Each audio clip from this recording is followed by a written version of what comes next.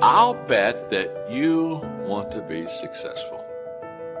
In fact, I will also wager that you have spent a lot of times asking yourself the question, how can I be successful? What is success? How can I achieve the dreams that I have within myself? And I just want to begin this talk by congratulating you, because if those are questions you've asked, if those are thoughts that you have gone through your mind, I want you to know that you have probably within you a restlessness and a potential that says to me that you have not yet achieved your maximum success. You have not yet probably arrived to your greatest potential. If when the alarm clock goes off in the morning and you ain't happy about it, you ain't doing what you want to do. If your job makes you sick to go to, if you're unhappy with waking up to go to where you got to go, it's because you ain't living in your gift. What burns in your heart is important for you to pay attention to, because it never goes away. That's why people wake up in a rut. See, you hate waking up because you're waking up and you don't know the reason. You're waking up and you don't have no design in mind. Once you live in your purpose, when you discover your gift, you can't wait to wake up. Please understand, pay very close attention to the thing that makes you happy. All of you are gifted at something. The problem is, you keep wanting your gift to be what somebody else's gift is. Identify your own gift, because you already have it. You have something that you brought to the universe, and that if you decide that my life deserves my developing this what I do well, and becoming the best at it, and mastering myself, and seeing what I have within me. You need to be present. You need to live in the present moment. Give your fullest attention, your best effort to each present moment. Giving your full attention and very best action in each moment will lead to each next best moment. It will lead to expansion and growth in your life, which will ultimately lead you to many things you love doing. And soon you will understand what your purpose really is. But don't rush it. Don't stress over it. No purpose is coming through stress. No purpose is rushing through because you're anxious. Do your thing and do it to the best of your ability in every moment, no matter what it is. I just want to know if you're willing to bust your ass to change your life. And if you are, you're going to get an interview. And I'm not going to ask for your resume. I don't care about your resume. Your resume tells me where you've been. It doesn't tell me the price you're willing to pay to become somebody new. Every belief that you have is a choice. I choose to believe that human potential is nearly limitless, and this was the belief that changed my life. Because once I realized, so it's not about who you are today, it's about who you want to become and the price you're willing to pay to get there. And I promise you, the day that you're willing to pay any price, you'll achieve what you want to achieve. If you truly believe that human potential is limitless, what do you want to become? And what price are you willing to pay to get there?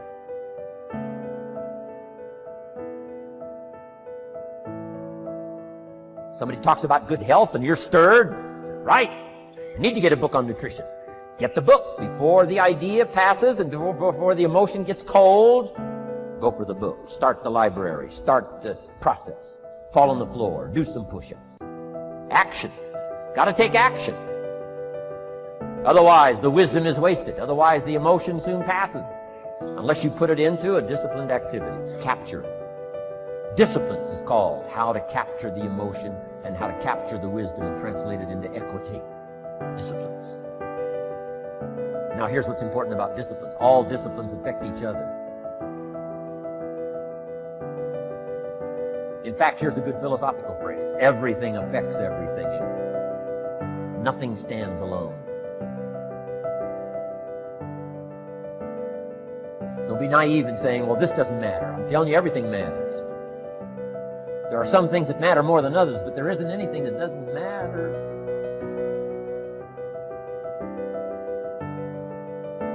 We all pity the man who says, well, this is the only place I let down. Not true. Key to take home. Every letdown affects the rest of your performance. Every letdown affects the rest. This is part of the educational process on personal development. If you don't take the walk around the block, you probably won't do the apple a day. If you don't do the apple a day, you probably won't start building your library. If you don't build your library, you probably won't keep a journal, and you won't take pictures, and then you won't do this, you won't do wise things with your money, won't do wise things with your time, won't do wise things with your possibilities and relationships, and the first thing you know, 6 years of that accumulated, and we say you have messed up. So the whole key to reversing that process now is to start picking up these disciplines. Now here's the positive side. Every new discipline affects the rest of your disciplines. Every new one affects the rest. That's why action is so important. The least action, the smallest action. Take it.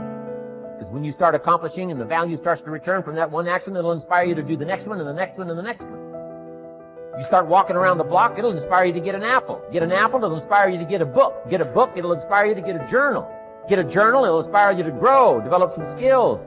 All disciplines affect each other. Every lack affects the rest. Every new affects the rest. The key is to diminish the lack and set up the new. And you've started a whole new life process. Fear is so real. In fact, there are probably things that you're afraid of doing right now in your life, in your relationships, at work. And the fact that you're afraid, that's robbing you of all of the experiences that you want to have in your life. I mean, if you're afraid to fly, that's going to limit your ability to travel and see the world or go visit friends. If you're afraid of public speaking, that's going to really limit your ability to express yourself and share your ideas. If you're afraid of talking to your boss or asking for a raise, that directly impacts how much money you make. Or what if you are dreaming of starting a business, or you've already started a new business, but you're afraid to talk to people, and you're afraid to share your business with people? I mean, fear is something that stops us all. Fear is real. You can't control the feelings that are going to rise up in your body when you're on a plane, or when you're talking to your boss, or when you see somebody that's attractive and you really want to go over and talk to that person. But you can always control what you think, and you can always make a decision about the actions you're going to take. Decide what you want and then act as if you already had it. Decide what you want and act as if it was already yours. Now, the reason we can act thinking that it's already ours is because not only can we vision the end results, we can also vision the beginning of making it real. So we don't start till it's finished, but it is possible for human beings to finish something before they start. Human beings are the only life on earth that has this incredible capacity to change the course of your life. No other life form can do that. Every other life form except humans seems to operate simply by instinct and the genetic code. Human beings can alter the course of their life. Someone says, don't you have to do the second 6 years like you did the first 6 years? And jot this down. No.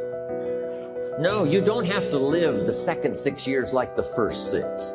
You can use all the information and all the advice and repairing all of your mistakes and adopting a new and refined philosophy so that the next 6 years can be totally different than the last 6.